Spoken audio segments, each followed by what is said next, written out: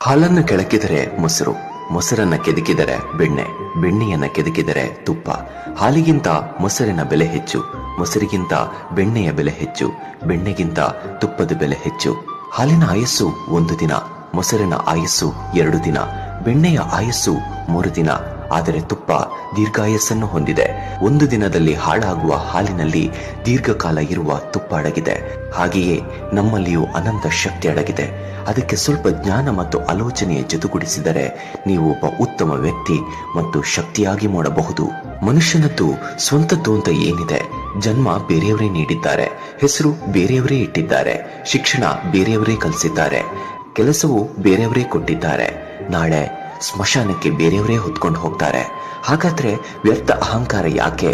ಯಾವಾಗ್ಲೂ ಒಳ್ಳೆಯದರ ಬಗ್ಗೆ ಆಲೋಚಿಸೋಣ. ನಿದ್ದೆ ಮಾಡಿ ಕಾಣುವ ಕನಸು ನಿದ್ದೆ ಕೆಡಿಸುವ ಹಾಗೆ ಆಗಬೇಕು ನನಸು.